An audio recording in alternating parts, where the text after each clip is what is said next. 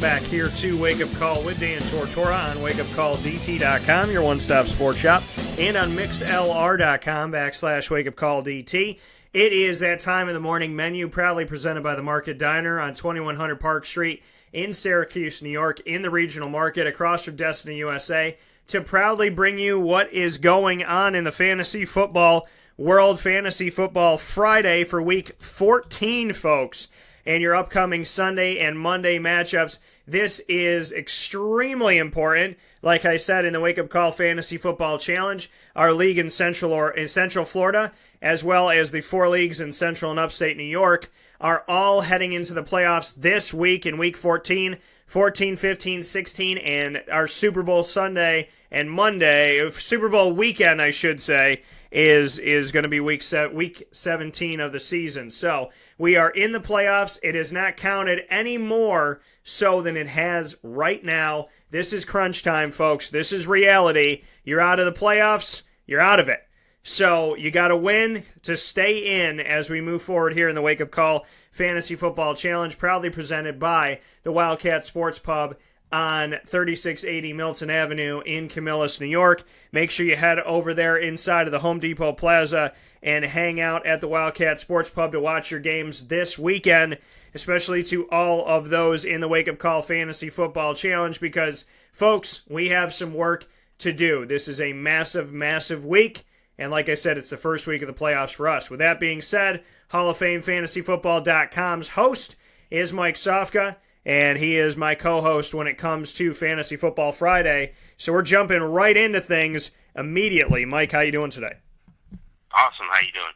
I'm doing well. And Mike, first and foremost, as we always do, coming off of Thursday Night Football, thoughts on Atlanta, New Orleans. New Orleans had some opportunities in this game to try and fight back in it, but without Alvin Kamara, who was checked for concussion protocol, and to see what was going on with him. The loss of Alvin Kamara, first time this season they've had to play without him, and obviously it showed in the points that they scored, in their ability to run the ball, and it affected Mark Ingram as well. He only had 49 yards on 12 carries for the game, and the team had 50 in their entirety. So what did you think about the game? And then obviously the implications of going into the playoffs with Alvin Kamara potentially out for a week.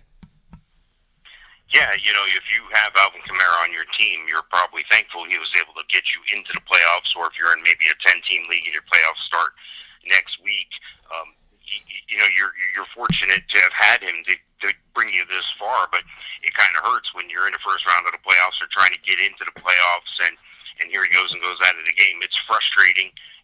It happens, but for the team itself, I thought the ability for Mark Ingram to even stay on the field. He was injured as well going into the game. They were going to limit his touches, definitely limit his snaps, but they were kind of forced to use him a little more. Obviously not 100%, and that showed last night. I thought Drew Brees was doing an okay job of managing the game until that late interception that really cost them the game. Conversely, Matt Ryan struggled with the 3 interceptions. Every time I turned around, this guy was getting bad luck. Somebody shaking off the coverage, somebody catching it off the back of the receiver. It was kind of odd to see that many odd-looking interceptions, but I thought Devontae Freeman played well. I was surprised. I didn't know this, and I'm surprised I didn't know this, was Tevin Coleman apparently has some sort of hearing problem, and they were displaying that last night during the game. When they were audible, Matt Ryan would turn around and look at him so that Tevin Coleman could read his lips. So I thought that was fascinating, that a player that may have that large of a disability is able to play and hear audibles on the field, or see audibles on the field anyway. I thought that was fascinating. But I thought Julio Jones had a great game. I think Mark Ingram did what he could do, and I think it was an exciting game to watch simply because every time I turned around, somebody was getting intercepted. Yeah, this game was definitely a good game, and it's a huge game for the NFC South because of the fact that, New Orleans has been commanding this thing for a while now, and Atlanta's fighting to get into the playoffs. New Orleans has lost 2 of their last 3 games, and the way that things, they're 9-4, but they were charging forward at 9-2, or I should say, having 9 wins and then only getting to the point where they're at right now, where the team is struggling through these last few games. And the standings, if we look at the playoffs in this moment in time. New Orleans has fallen out of favor here. They're still leading the division, but they were once in the top 3 and now are 4th. Atlanta's 8-5, and Atlanta has that win most recently. So if New Orleans is to lose and Atlanta is to win, there's an opportunity for Atlanta to go from 7th and jump up. So who would have thought that Atlanta, who had looked like they had completely had the wheels fall off, would have an opportunity at the playoffs, let alone at winning the division as they move forward. And there's a focus on doing it. And if New Orleans has some issues here, and if Alvin Kamara's not good to go, then that could obviously affect them moving forward in this game. Not a lot of good scoring on New Orleans' side in this one, but, you know, for Atlanta, they were able to get some work in for you. We're going to jump right into the schedule for this weekend and for Monday night. Indianapolis at Buffalo. Mike, what do you have for this? Wow, this is going to be a fascinating game to watch because of the quarterback play. Everybody's been hinged on pins and needles in Buffalo with the quarterback decisions and with the lack of quarterback productivity by either guy. So it's going to be interesting to see if Tyrod Taylor is going to suit up for this one. If not, it's going to be Nathan Peterman.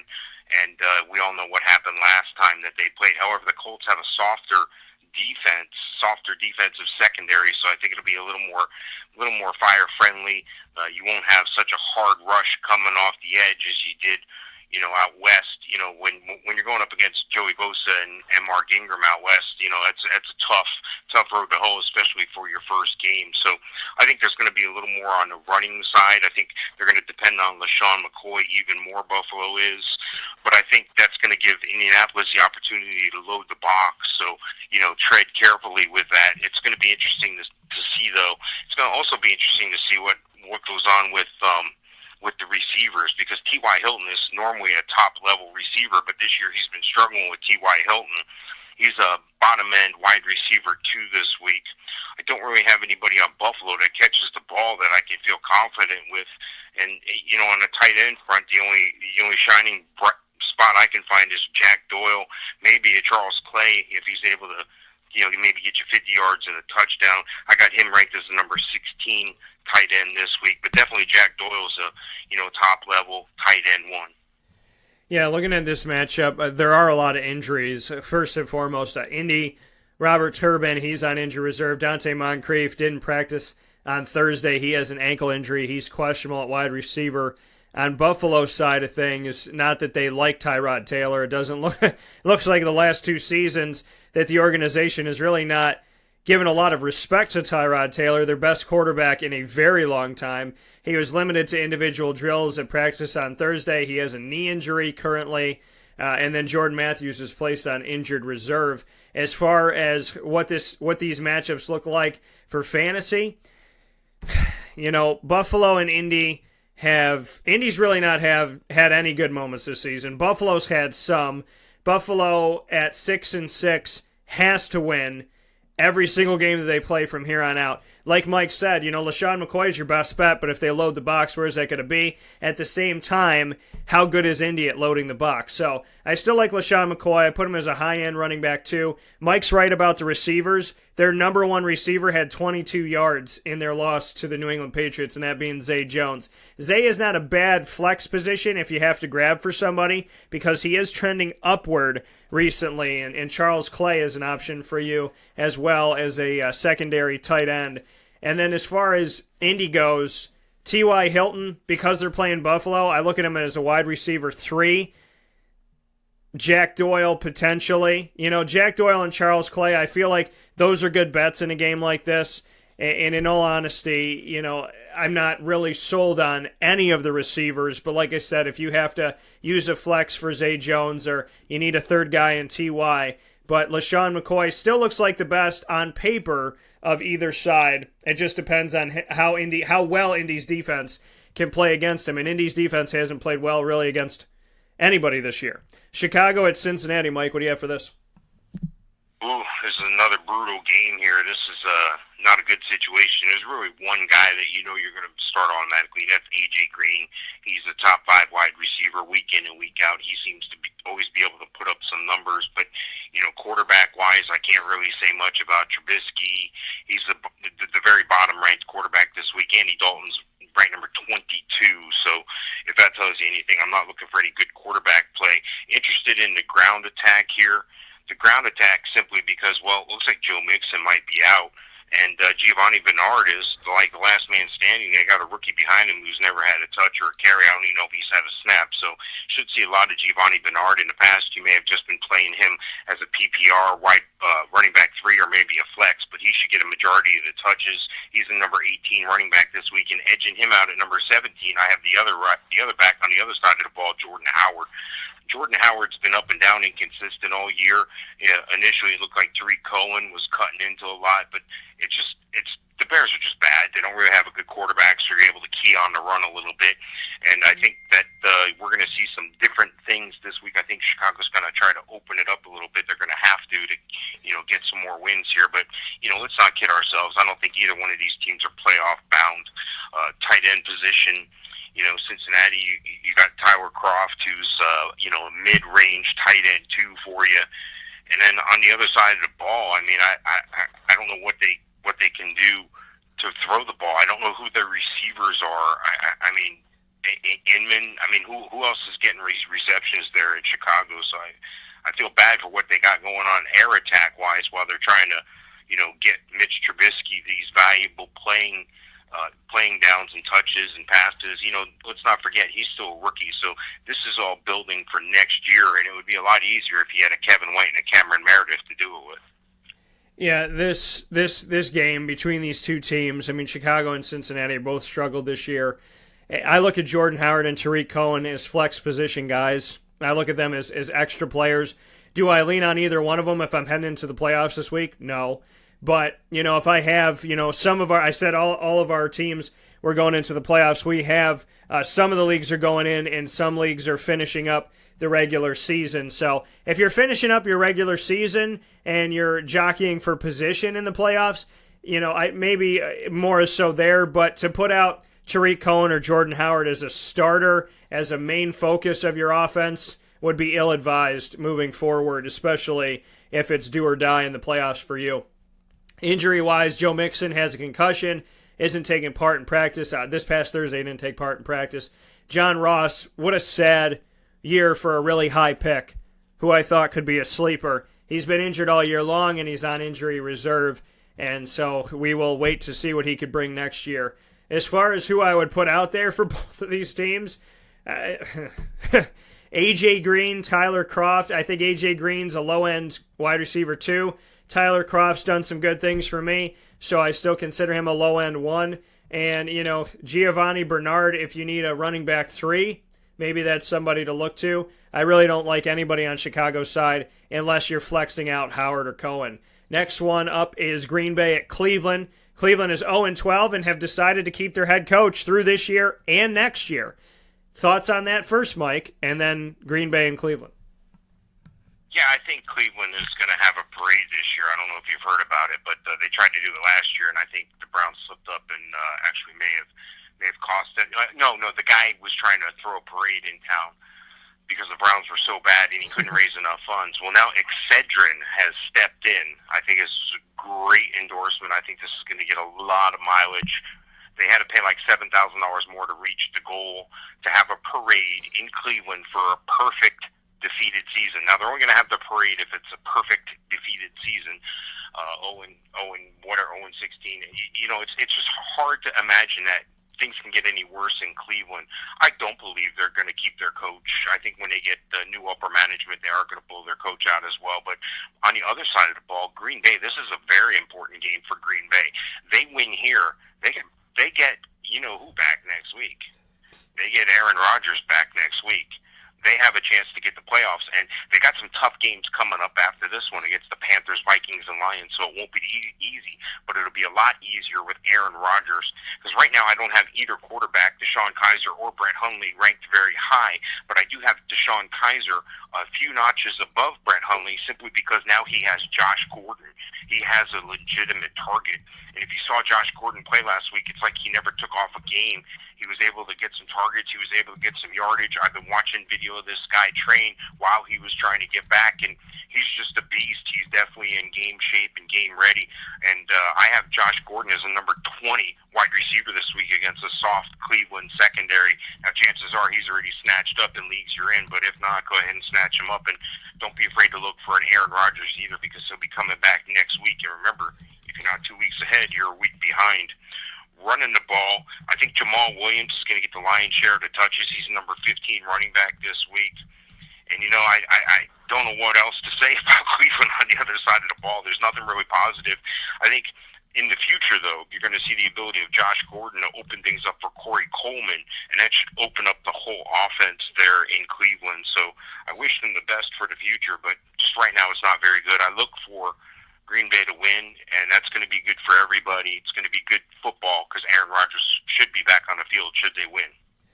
Yeah, and there's a reason why I've had Drew Brees and I've had Aaron Rodgers on the same team, and there's a reason why you never let go of Aaron Rodgers and you just leave him there. As long as he's not on injury reserve and guaranteed to be out for the season, I just stashed him away, forgot he was there, kept it in the back of my mind, and now as he moves back into play, my team's got to win this week in some of the leagues to stay in the playoffs, and in other ones we're wrapping up the regular season like I was saying, and then I get Aaron Rodgers back. So hopefully I could stay in the playoffs to keep moving forward to utilize Aaron Rodgers, and then, to have that opportunity to have him out there. And if you do, if you're blessed enough to have him in more than one of your leagues, you then, power to you. I feel very, very positive about him coming back and what he can be when he comes back. I think that they owe a huge, huge thank you card, Christmas card, to the Detroit Lions for allowing them to remain in the playoff hunt behind Minnesota, who's 10-2.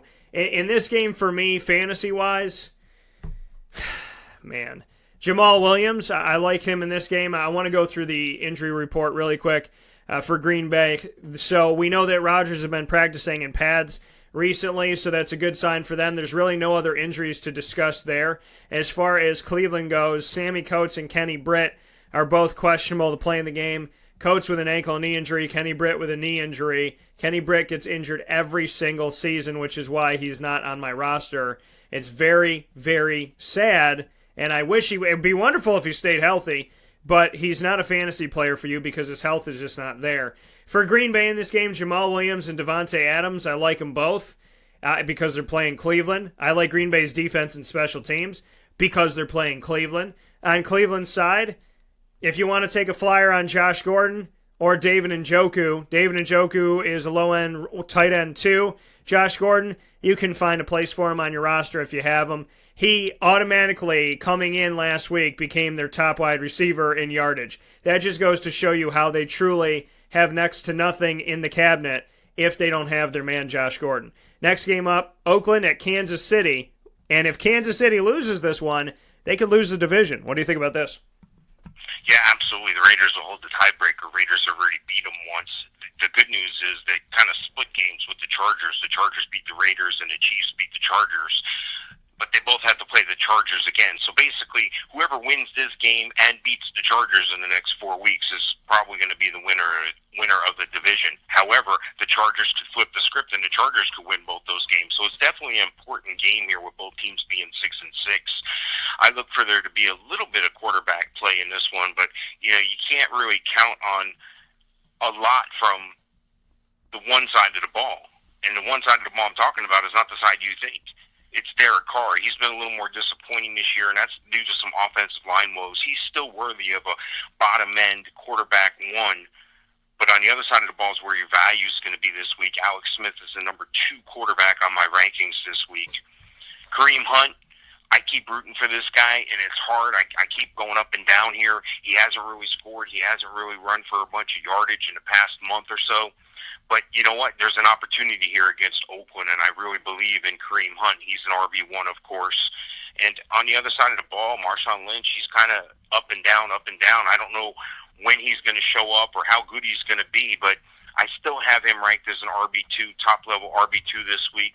Wide receivers, Tyreek Hill is a wide receiver 1, even though he's been inconsistent. That whole Kansas City offense has been inconsistent lately, so it's really hard to play these guys. But you've been playing them all year. They've been rewarding you all year, and now they got a decent matchup against Oakland, so I think you got to continue to ride with that hand. And on the other side of the ball here, I gotta like Michael Crabtree. He's going to be back from the suspension. Hopefully his head's on straight, and I like him a lot more than I like Amari Cooper. It just hasn't been getting it done this year for who knows why. Travis Kelce's the best tight end on the field on both teams. He's definitely the number one tight end overall, and I don't need to tell you that if he's on your team. Go ahead and play Travis Kelce.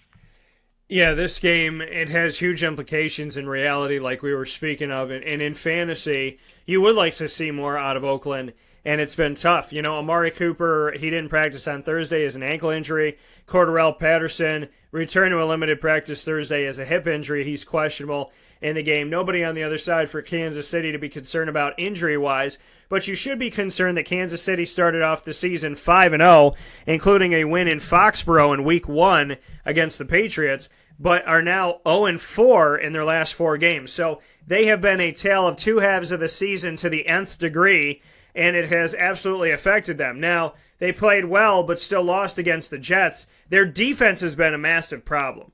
And so Kansas City's defense and special teams, not something to hang your hat on. In this matchup, Marshawn Lynch, not a bad play. DeAndre Washington, I still wouldn't unless you're digging at the bottom of the barrel. You made a mistake, you let somebody go, then he's a running back 4 to me this week. But as far as receiving goes, they hurt without Michael Crabtree, and it's good to have him back. He screwed me over a couple weeks ago when he got himself suspended at the beginning of the game. Let's hope that he's a little bit smarter this time around and plays nice with the other team and just considers scoring touchdowns as opposed to fighting with other people. That would be a wonderful thing for a grown man to do. So Marshawn Lynch as well as Michael Crabtree in this game on Oakland's side. On Kansas City's side, like Mike said, it's hard to go against Kareem Hunt. Tyreek Hill obviously bounced back last week. Travis Kelce, they both had a couple touchdowns. I like them both, and I like Kareem Hunt. I'm blessed in certain areas to have Hunt and Hill, so that's awesome. And, the 3 guys that are supposed to put work in, let's hope that they do it at home. They did a good job against the Jets, but the Jets don't play defense.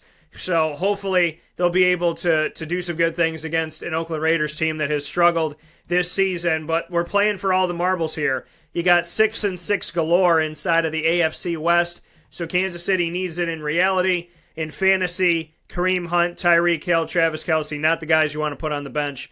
And Michael Crabtree, hopefully he can give some positive to a team that he left in the dust just recently. Dallas at the New York Giants. We would think that this would be an easy game, but the Giants have beaten teams they're not supposed to. They got rid of Ben McAdoo. And the Cowboys, well, they had a good week recently, but they're still without Ezekiel Elliott. Thoughts on this game?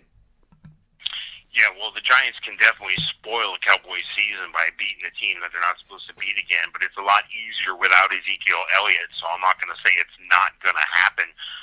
As a matter of fact, if you look at the line, Dallas is favored by 3.5, and supposedly 3 points is home field advantage. So that's like almost a touchdown, is what they're saying here. And I believe the Giants are in a position to be a spoiler here. I really do. Without Ezekiel Elliott, they're going to need some good quarterback play from Eli Manning. His play has been deteriorating. Let's just face it. That's why he's where he is, and that's why he got benched. And like or hate the decisions they made, it is what it is. And well, he's back on the field again, and I still have him as a very bottom quarterback. On the other side of the ball, Dak Prescott hasn't been overly impressive, but he hasn't done enough to really shoot himself in the foot. He just hasn't been over-the-top crazy without Ezekiel Elliott, but he's the number 14 quarterback on my ranking this week. Well, you got to go with Alfred Morris. If you were able to pick him up late in the season here due to the Zeke suspension, he's the number 16 running back this week. On the other side of the ball, New York's been trying and struggling to run the ball. Gallman can't do it. Paul Perkins can't do it. And Orleans Dark was the only ray of sunshine they've had. He's inconsistent at best. He's probably a flex play for you at best. The receivers are where you're going to catch the value. Receivers and tight ends. Dez Bryant's going to be a receiver to play. I don't have to tell you that. But as Dak Prescott goes, so goes Dez Bryant. But Dez Bryant's an elite receiver, although this week I have him graded out as a top-level wide receiver 2. Well, on the other side of the ball, they have a receiver, but he's not really a receiver. He's Evan Ingram, the tight end. Because the only receiver worth mentioning on Dallas is Sterling Shepard, and I don't think he's a top-level receiver yet. He's just going to get the looks. But the tight end, Evan Ingram, has really stepped it up. He's becoming an elite tight end. And Dallas has a pretty good tight end, of course, as well, in Jason Witten. Both of those guys are tight end ones this week. Yeah, in this matchup, injury-wise, really quick for Dallas at the Giants. Odell Beckham Jr. obviously on injury reserve still. Didn't have a walkie boot on his right foot, so some positivity for the future, but not right now. Wayne Gallman, hip injury, is questionable. Sterling Shepard's hamstring, practice limited on Thursday. He's questionable. Orleans Darkwa missed practice Thursday due to an illness that has left him questionable for this game. As far as the Cowboys go in the matchup, Bryce Butler was added to the injury report and limited with a foot issue. He's questionable in the game. This is one to look at that's not offense, but it's very important to the Cowboys and has been important throughout the last few weeks. Sean Lee, their linebacker, limited in practice on Wednesday. He's questionable for the game with a hamstring injury. Without Sean Lee, go back and look at the games that the Cowboys did not have Sean Lee and tell me that they won a lot of those games. I would venture to say if you're going to say that they won a lot of those games, you're not paying attention, you're just kind of fudging the data, because the truth of the matter is everybody worries about not having Ezekiel Elliott, but without Sean Lee, this is a different Dallas Cowboy football team, just to tell you the truth. On Dallas' side of it in this game, Dak Prescott's a low-end quarterback 1 because he's playing the Giants. Alfred Morris, low-end running back 2. Des Bryant, still want to put him out there. As far as the Giants go on their end, besides Evan Ingram, I don't have anything that I like. Evan Ingram and David Njoku would be strong rookie tight ends, and you'd be a fool to not take either one of them. And Evan Ingram and David Njoku have both gotten to the end zone numerous times, but nobody's done it as much as Evan Ingram. And Evan Ingram will go up against anybody in the league and show you that he's one of the best, not just a good rookie, but fantasy-wise, getting in the end zone, he's really the guy. If they have one touchdown, typically his. If they have a couple, he's in there somewhere. So I like Evan Ingram in this game, and hopefully you were smart enough to draft him. Detroit at Tampa Bay, what do you have for this? Well, for Detroit's sake, I hope they bounce back after getting throttled by the Ravens last week, and that's the one scary thing here, but I don't think it's as scary because the Bucs secondary is a little soft, so I like Matt Stafford a lot this week. He's the number 6 quarterback overall on my rankings. And then, I'm looking on the other side, and Jameis Winston is up for, might be a shootout in this game. He's going to have to throw the ball, and it looks like his shoulder isn't that bad. That joint seems to be on the mend, so looks like he's going to be the number 11 quarterback this week on my rankings. On the other side of the ball, on running the ball, well, this is going to be interesting because it looks like Doug Martin may be back, but he may not be playing. And Doug Martin's not on the field, you're like, well, who's going to run the ball? Peyton Barber. Peyton Barber toted the rock last week. He carried the lion's share of the touches, and he looked pretty good doing it. The undrafted free agent out of Auburn, it looks like he may be the starting running back next week. They had all these guys. They had Sims, they had Jacquizz Rodgers, they had Doug Martin, and then an undrafted guy out of Auburn is probably going to be your starting running back next week. Mike Evans, of course, you have to play him week in, week out. He's always a wide receiver 1. However, this week I got him downgraded a little bit to a low-end wide receiver 1. And somebody's going to be catching the ball for Detroit against that weak secondary of Tampa. And Marvin Jones is right there with Mike Evans this week. So I'm comparing Marvin Jones to Mike Evans, but this week only. They're both low-end wide receiver 1s. And, Golden Tate's not going to do a bad job either. So Golden Tate's a mid-range wide receiver 2. Looking at the tight ends, I think Cameron Brate's on the way back. He's a low-end tight end 1. We talked about that last week, that, O.J. Howard seemed to flourish with Ryan Fitzpatrick, and it seems like Jameis Winston and Cameron Brate have that relationship as well. So look for some good things out of Cameron Brate. This should be a good game for some fantasy points on both sides of the ball. Yeah, for this one, injury-wise, Matty Stafford, he was limited in practice this week, so just watch on that. Amir Abdullah never goes this season without getting injured. His neck injuries left him questionable, and obviously he wasn't out for them in this past week, so just watch on that. But hopefully you haven't been leaning on Amir Abdullah for anything other than a third or fourth running back in any given week. In Detroit's game, I like Marvin Jones Jr. and I still like Golden Tate. I like them both. Kenny Golladay is a flex guy for me. Marvin Jones, he's high on my list because he's been consistent, and Golden Tate is not far behind him as a wide receiver too. But Matty Stafford's got to be healthy and ready to go for this one. If he's good to go and signs are good, then I feel good about Marvin Jones and Golden Tate. You can always check the injury report by going to wakeupcalldt.com and going to the fantasy football tab. And right under the fantasy football tab is the injury report. You can click on fantasy football and it'll bring you to the injury report as well. So whether you're clicking on fantasy football or on the drop-down menu for injury report, you will be able to get it, provided by 315 Chiropractic and Wellness. On the other side of this matchup, Peyton Barber, I like him in this game. I really do.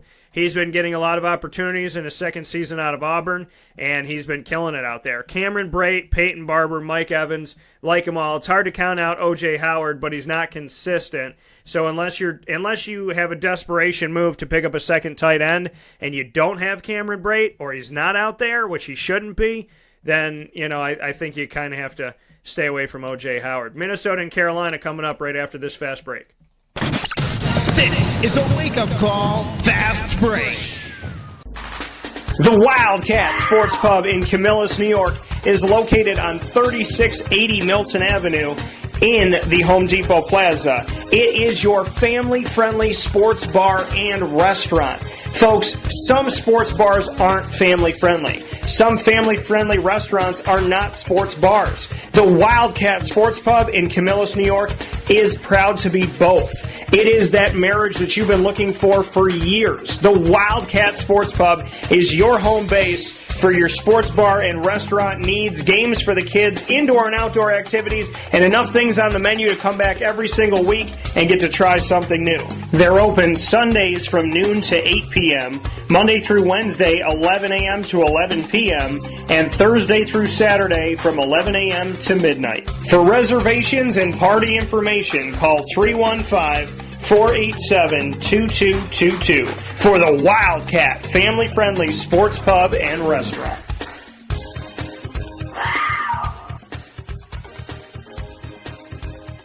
Welcome back here to Wake Up Call with Dan Tortora on wakeupcalldt.com, your one-stop sports shop, and on mixlr.com/wakeupcalldt. We are inside of Fantasy Football Friday. Advice on Week 14, proudly presented by Wildcat Sports Pub in Camillus, New York, 3680 Milton Avenue. It is your home for awesome boneless wings. Their fries, they call them comma fries. They're like the crossing between a fry and a chip. They're awesome. I've never seen anything like them, never tasted anything like them, and they are available to you at the Wildcat Sports Pub. They have the chicken Caesar wrap. They have all different types of food, so many drinks, full bar, fully stocked, family friendly. It really is the happy marriage of bringing the kids out somewhere, hanging out with your buddies, hanging out with the girls, having a mixed drink, having some wine, whatever it may be. There's a lot of fun that you can have at the Wildcat Sports Pub because it is so many different things to so many different people, with TVs all around you to watch the games that you love and the teams that you're rooting for and the players in fantasy that you're hoping move you forward in the playoffs or help you finish strong in the regular season as well. With that being said, Mike and I are running the gamut through these last games here that we have on the docket for Week 14. Minnesota, Carolina, Mike, what do you have for this? Well, it should be a good game because Carolina really has to win. Carolina has to win because, well, it looks like it could be all New Orleans and Atlanta, especially because Atlanta and New Orleans play each other again. So depending on what happens in that, but you got to take care of your business at, your own business. You got to take care of your own backyard first, and that's why Carolina needs to win this game. It's going to be no easy task against a Viking team. This Viking team is very good, whether it's at home or on the road. They're 10-2, and you can't take them very lightly. Both quarterbacks should be similar. You wouldn't think they would be. You wouldn't think a Case Keenum would be held in the same conversation as a Cam Newton, but they're right there at 15 and 16. So mid-range tight end quarterback twos this week. I'm looking at the running attack, though. Latavius Murray's been the more impressive of the two backs out of him and McKinnon lately. I like Latavius Murray a little bit better, but he's still a bottom-end running back 2. Jerick McKinnon, more of a flex play, running back 3. And on the other side of the ball there, Christian McCaffrey, if you have a PPR league, I don't need to tell you he's a top guy, but if you're looking at a regular standard scoring league, not so much this week going up against that Minnesota defense. He's a number 31 overall running back this week. Over at the receivers, well, you know that one guy has been able to step up, and that's Devin Funchess. Devin Funchess coming out of flex play consideration. Now he's a wide receiver, too, now that Kelvin Benjamin's gone. Looks like Greg Olsen is going to try to make it back on the field again. He tried to make it on the field before, didn't make it very long. Thought he re-injured that foot. He didn't. Now he's been limited at practice. They're saying he's coming back, but I don't think you can count on him yet. Hopefully you're in a position where you can go without him until later on in the playoffs or in the championship, and then you'll really be able to depend on him. But hopefully you have a better option this week. Better options include who still may be out there. Believe it or not, a Hunter Henry, a Ricky Seals-Jones, a Cameron Brate, and a guy that I'm going to talk about later from Houston, a Stephen Anderson, might be somebody you might consider instead of a Greg Olsen. Keep Greg Olsen, don't drop him, but there's another guy you might consider. On the other side of the ball, Kyle Rudolph is a tight end. He's a bottom-end tight end, one this week, number 12 overall tight end. And the receiving part, Adam Thielen. How can you argue with what Adam Thielen's been able to get done? Adam Thielen, a wide receiver 1, and of course Stefon Diggs, he's a wide receiver 2 this week. Yeah, for this side of it, I mean, for Minnesota at Carolina, Adam Thielen's done a very good job this season. Kyle Rudolph and Adam Thielen, I like it both. Stefon Diggs is a low-end wide receiver too, but Thielen's a 1 for me. Kyle Rudolph is a 1 at tight end. Latavius Murray came back with his family on the plane from Atlanta this past weekend, and Latavius, I like him. I like him in this matchup. I like the opportunity for him. He's a high-end 2 for me. And then as far as Carolina goes, Christian McCaffrey, not a bad bet for you because he's involved in rushing and receiving. He's the true flex player, and he's been able to score. And Devin Funchess has stepped up in the absence of Kelvin Benjamin, not on the team anymore with Buffalo. So I like Funchess and McCaffrey moving forward in this game. Next up is San Francisco at Houston, the battle against a team that almost beats nobody, and then a Houston team who, was very dangerous with Deshaun Watson, but things have changed. Yeah, this is going to be an interesting game, and actually I like Jimmy Garoppolo a lot more than I like Tom Savage in this game. Now, Tom Savage shouldn't be as brutal as he's been in weeks past because he's going up against the San Fran defense, but he's doing that at home as well, so it's going to be a little bit easier on him. And I think him and Stephen Anderson are going to have something cooking here. Look for a lot of Savage to Anderson. Anderson's just outside the top tight ends, and not many people even know about this guy. So if you're having a struggle, if you've been holding on to Greg Olsen, hoping for the best, if you're in a bad spot, see if he's still out there. That might be the surprise guy of the week. Running the ball is going to be where it's at for both of these teams with Lamar Miller, the number overall running back this week. And, on the other side of the ball, who are they going to count on? Who's going to run the ball? Well, you're going to have to wait to find out. I said Lamar Miller, but Lamar Miller and ready? It's not Matt Breida. I'm just kidding. It's Carlos Hyde. He's still been the guy. There's been some times where Carlos Hyde has gone away and hid, and you thought it would be Matt Breida, but Carlos Hyde just isn't going to relinquish his spot on the field to Matt Breida. So Carlos Hyde is worthy of an RB2 this week. He's a top-end RB2. DeAndre Hopkins is going to get the looks. He's going to get the targets. He's a number 1 wide receiver. You're saying, well, how is that possible if Tom Savage is so bad? Well, the San Francisco defense is that bad. DeAndre Hopkins is the number 3 wide receiver this week, and anytime you have an elite wide receiver like that, even if they're on a bad team, and sometimes especially if they're on a bad team, you're going to get volume and targets. They're going to be playing from behind, and they're going to have to throw the ball, so it's just math at a certain point. And on the tight end position, we talked about Stephen Anderson, and not really much to report on the other side of the ball. I don't know if Kittles is back. Garrett Selleck may be a quick plug-and-play for you, but he's like the number 26 tight end this week. Yeah, this game, for me, the matchup between San Fran and Houston, I mean, you'd like it to be more than it is right now. Jimmy Garoppolo is not bad, but hopefully you're not leaning on Jimmy to win you anything. Because outside of Carlos Hyde, I sound like a broken record, but the truth of the matter is, where do I lie in fantasy? And the truth of it is, I say Carlos Hyde every week and nobody else. And besides Carlos Hyde, who's really getting you the points? Nobody else when it comes to San Francisco. So I would say Carlos Hyde on that side is a high-end running back 2.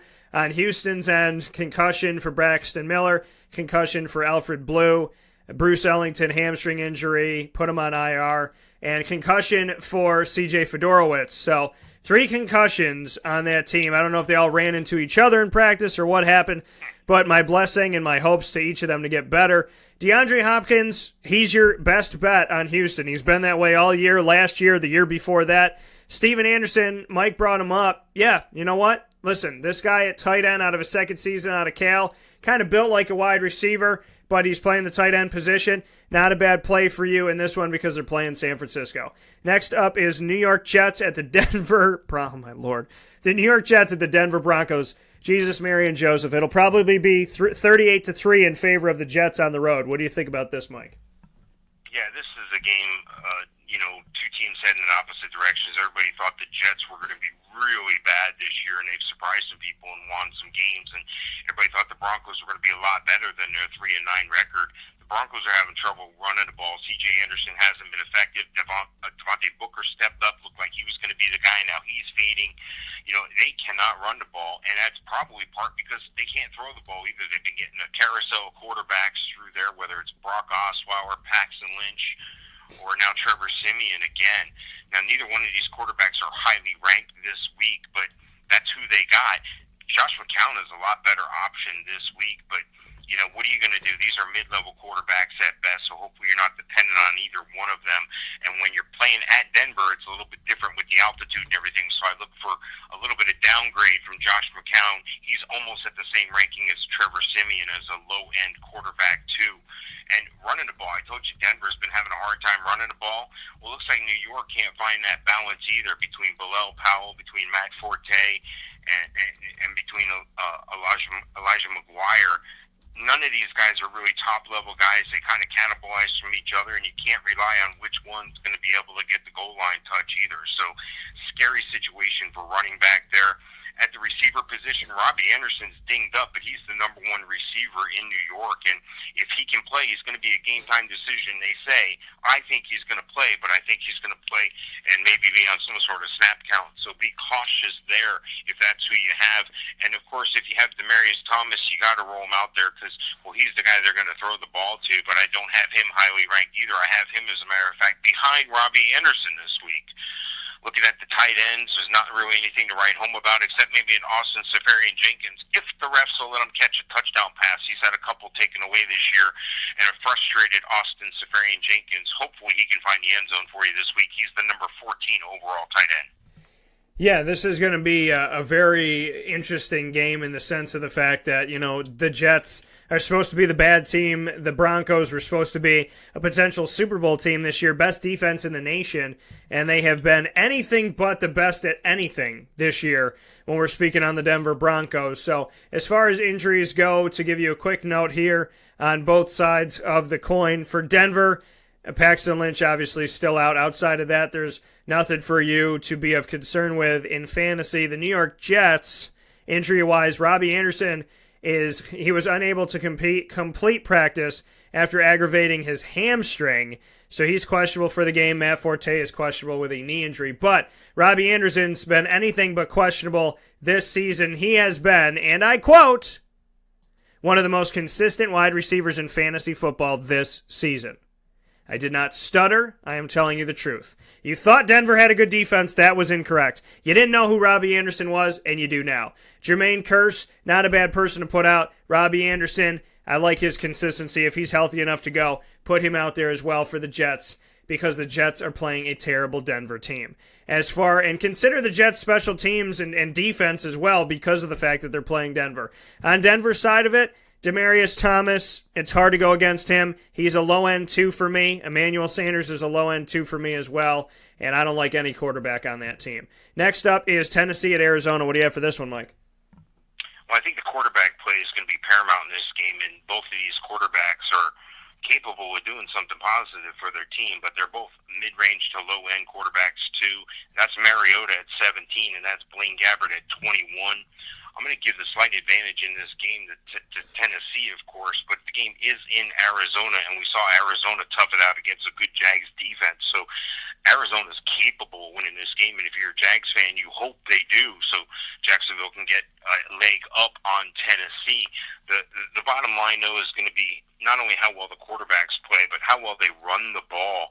And DeMarco Murray and Derrick Henry are kind of splitting time, splitting carries, splitting goal line touches, so that's kind of hard. You're in a running back 2, running back 3, or flex position for either one of those guys this week. And on the other side of the ball, it looks like Kerwin Williams is going to get the lion's share of the touches there, but he's no better in a bottom end running back 3 or a flex play this week. Larry Fitzgerald, he's always been an elite receiver. He'll always be an elite receiver. He's going to be a Hall of Fame receiver. He's still a wide receiver 1 this week. I don't think you have to worry about him at all, and it looks like Blaine Gabbert likes to throw to him. Well, I'd like to throw to him as well if he was on my team. The guy's great. And tight end, Delaney Walker is a guy that you can count on, but you got to make sure he's healthy and on the field this week. And Ricky Seals-Jones, he may still be available on the waiver wire. Again, another one of those situations, if you were counting on Greg Olsen, and you don't want to take the gamble this week, you want to wait till the playoff second round or championship week, go ahead and take a chance and roll the dice on a Ricky Seals-Jones, number 10 tight end this week on my rankings. Yeah, and for me in this game, as far as injuries go, Delaney Walker supposed to practice today. Just watch on that for Tennessee. On the other side, J.J. Nelson, Jerron Brown, John Brown, and Adrian Peterson, all on the injury report, all questionable for this week. You can check it out on wakeupcalldt.com. Click on Fantasy Football, and in the drop-down menu, the injury report is there. As far as who I would go with in this one, Derrick Henry seems like the best bet. DeMarco, flex guy, Derrick Henry, low end 2. Delaney Walker, I like him in this matchup if he is healthy and ready to go. And Larry Fitzgerald, Ricky Seals-Jones. Ricky Seals-Jones has stepped up in a big way and has been huge for the team at times. So look to him. And Larry Fitzgerald, like I said, it's a hard guy to keep off. We're going to take our final fast break, and we're going to run through these last few very quickly when we come back. This is a wake-up call, fast break. The Wildcat Sports Pub in Camillus, New York is located on 3680 Milton Avenue in the Home Depot Plaza. It is your family-friendly sports bar and restaurant. Folks, some sports bars aren't family-friendly. Some family-friendly restaurants are not sports bars. The Wildcat Sports Pub in Camillus, New York is proud to be both. It is that marriage that you've been looking for years. The Wildcat Sports Pub is your home base for your sports bar and restaurant needs, games for the kids, indoor and outdoor activities, and enough things on the menu to come back every single week and get to try something new. They're open Sundays from noon to 8 p.m., Monday through Wednesday, 11 a.m. to 11 p.m., and Thursday through Saturday from 11 a.m. to midnight. For reservations and party information, call 315-487-2222 for the Wildcat family-friendly sports pub and restaurant.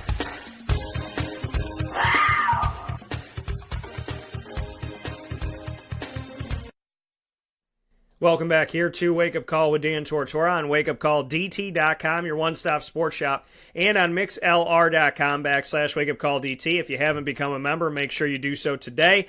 We are proudly inside of Fantasy Football Friday, presented by the Wildcat Sports Pub, your home for everything throughout the week when it comes to sports or just hanging out with a family, friends, girlfriend, boyfriend, whatever it may be, mom and dad, family-friendly sports bar, and your home of fantasy football every single weekend. The food is awesome. The prices are great, the drinks are on point, and there's TVs all around you. They proudly bring you Fantasy Football Friday. Thank you to Danny and Heather Tome. I'm here with Mike Sofka of Hall of Fame FantasyFootball.com, and we're jumping into the next one. Washington at the LA Chargers. Thoughts?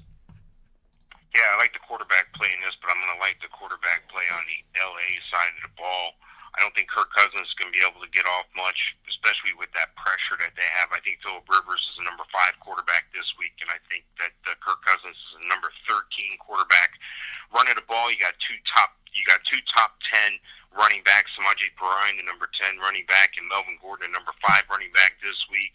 Going over to the receiver, Keenan Allen. Keenan Allen's been blowing it up lately. He's a number 2 overall receiver this week, and Washington, well, not so much. I mean, I'd like to depend on a Jamison Crowder, but I don't know if I can. That just goes to show you the importance of a Jordan Reed, and he's absent. He's going to be absent due to injury, and 109-year-old Vernon Davis is going to be the guy, so he's a mid-level tight end, too, this week. So look for Hunter Henry to outshine him as the number 5 tight end this week.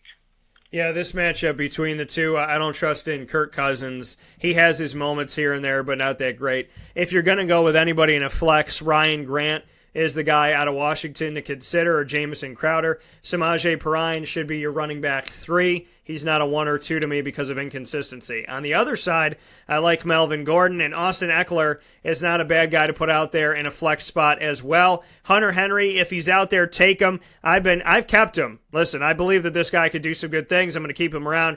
Keenan Allen has shown that he is the guy finally, as it's taken a very long time to figure out who's the man in LA for the Chargers side of things. Next up is Philadelphia at Los Angeles. High-scoring game, big game, huge implication game. What do you think about this one? Yeah, it should be a high-scoring game. It should be a fun game to watch. Some quality fantasy play all the way around, from a Carson Wentz being a number 3 quarterback this week to a Phillip Rivers being a number 5. I'm sorry, Phillip Rivers. Listen, I'm in the wrong part of LA. Jared Goff, number 9. You know, and it's funny because those teams, if they combined together, they may be able to fill up half one of those stadiums there. So, you know, people don't show up to those games. It's a shame.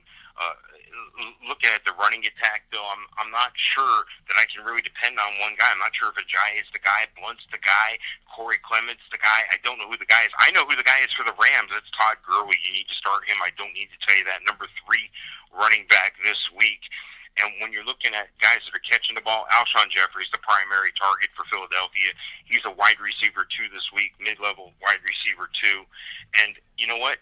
Tight end-wise, Zach Ertz. As long as Zach Ertz is on the field, he's an elite tight end. That's the one tight end who's going to really shine this week.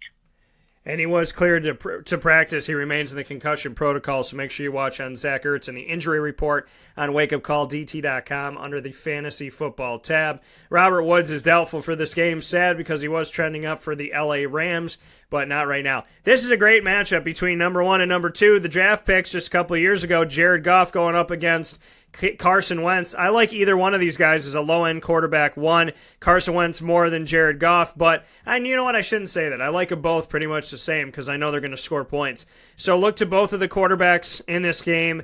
Jay Ajayi, not a bad option. Corey Clement, if you have to dig deep because he does have his moments. Nelson Aguilar and Alshon Jeffrey, I like them on the side of Philadelphia. For the Rams, I like Todd Gurley the second.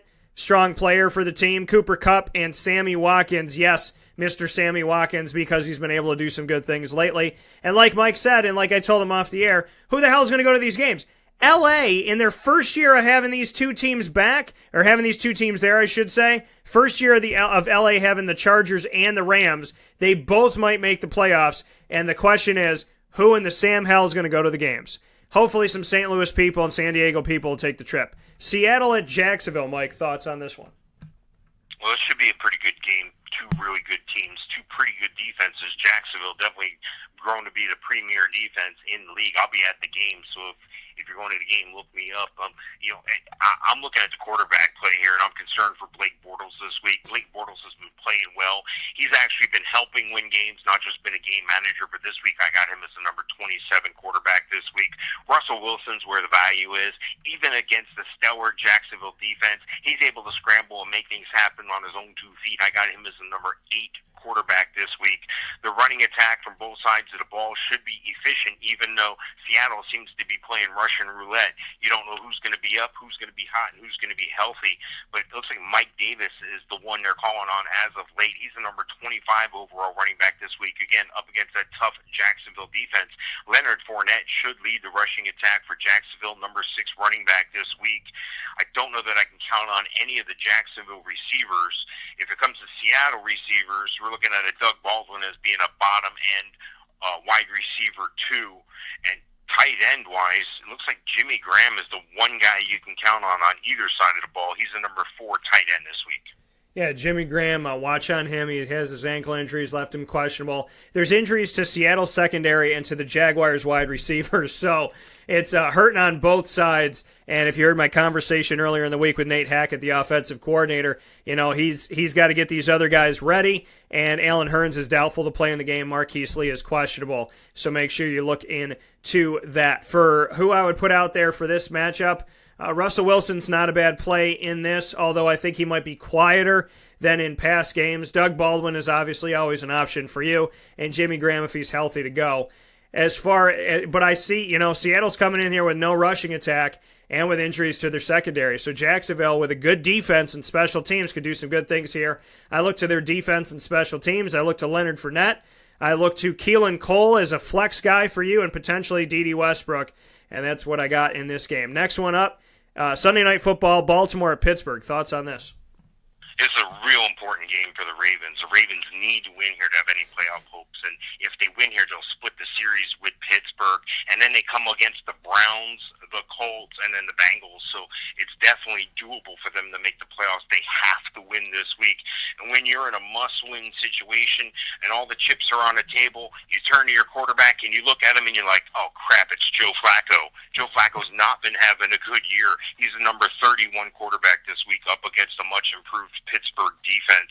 On the other side of the ball, Ben Roethlisberger, even though Baltimore's been getting it done defensively, Ben Roethlisberger is still worthy of a quarterback one. He's a number 10 overall quarterback this week.